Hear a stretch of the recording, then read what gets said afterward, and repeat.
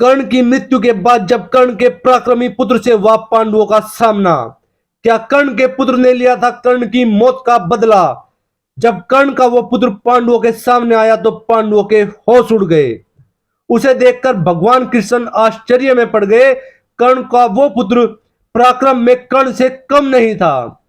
उसे हराना पांडवों के लिए भी असंभव था। हम आज के इस वीडियो में कर्ण के शक्तिशाली पुत्र के बारे में जानेंगे।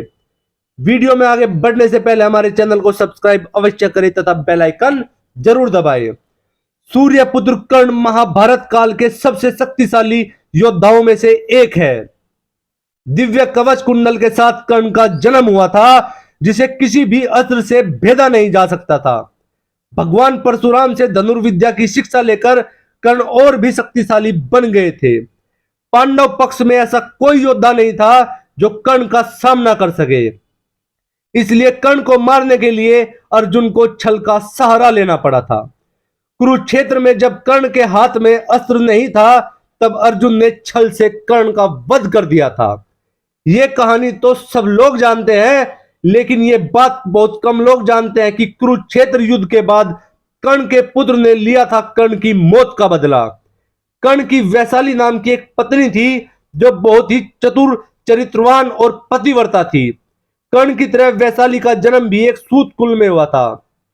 वैशाली दुर्योधन के सारथी सत्यसेन की बहन थी। कर्ण ने अपने पिता अधिरथ के कहने पर वैशाली से विवाह किया था। कर्ण की मृत्यु के बाद कर्ण के साथ ही वैशाली सती हो गई थी। कर्ण और वैशाली से वृषसेन, वृषकेतु और सुसेन, इन तीन पुत्रों का जन्म हुआ था। कर्ण ने ही अपने पुत्रों को शस्त्र का ज्ञान दिया था, इसलिए कर्ण के बेटे भी कर्ण के समान ही पराक्रमी थे। कर्ण के पुत्र वृषसेन ने तो महाभारत के युद्ध में तबाही मचा दी थी। अपने पिता कर्ण के साथ 11वें दिन वृषसेन युद्ध करने आए थे। वृषसेन इतने शक्तिशाली थे कि उनको मारने के लिए भी अर्जुन को छल का सहारा लेना पड़ा था। कुरुक्षेत्र में 17वें दिन वृषसेन बहुत ही पराक्रम के साथ युद्ध कर रहे थे। उस दिन वृषसेन ने नकुल का धनुष काट दिया और नकुल को युद्ध छोड़ने के लिए विवश कर दिया। यह देखकर भीम बहुत क्रोधित हो उठे और वृषसेन पर हमला कर दिया। लेकिन वृषसेन के बाणों के आगे भीम भी टिक न पाए। तब भीम को अर्जुन की शरण में जाना पड़ा। भीम ने कहा, अर्जुन, कर्ण का यह पराक्रमी पुत्र हमारी सेना का नाश कर रहा है। तुम उसे जल्द ही मार डालो, नहीं तो वो हमारी सेना का नामो निशान मिटा देगा। यह सुनकर अर्जुन, नकुल और सहदेव एक साथ वृषसेन को घेर लेते हैं।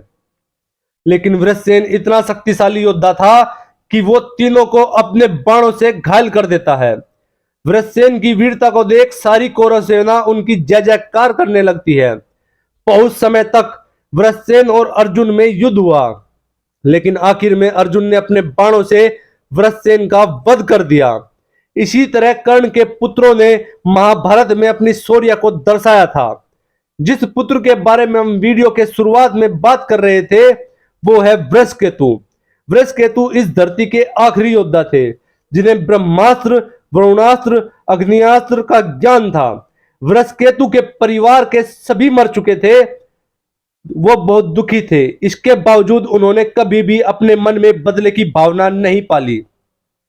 उन्होंने कभी भी पांडवों के बारे में बुरा नहीं सोचा। अर्जुन ने उनके पिता का वध कर दिया था, इसके बावजूद उनके मन में बदले की भावना नहीं थी। वृषकेतु को धर्म और अधर्म का ज्ञान था। वो जानते थे कि किस स्थिति में कर्ण ने कौरवों का साथ दिया था। कुरुक्षेत्र में पांडव विजयी हुए, वे युधिष्ठिर हस्तिनापुर के सम्राट बने। कर्ण की मृत्यु के बाद पांडवों को पता चला था कि कर्ण उनके बड़े भाई थे और कर्ण के पुत्र वृषकेतु महाभारत के युद्ध के बाद भी जीवित थे। तब पांडवों ने वृषकेतु को अपने महल में बुलाया था। वृषकेतु अपने पिता की तरह बहुत बहादुर थे, इसलिए पांडवों के बुलाने पर वे बिना किसी भय के उनसे मिलने चले गए। वृषकेतु ने सोचा कि पांडव उनको पसंद नहीं करेंगे, क्योंकि कर्ण उनके पिता थे, लेकिन वे गलत थे।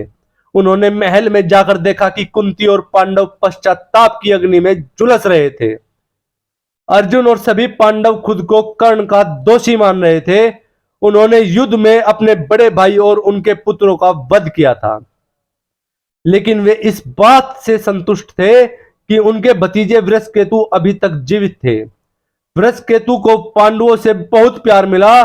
कर्ण पांडवों के बड़े भाई थे। अगर कुंती पहले ही सबको सच बता देती तो कर्ण ही हस्तिनापुर के सम्राट बनते।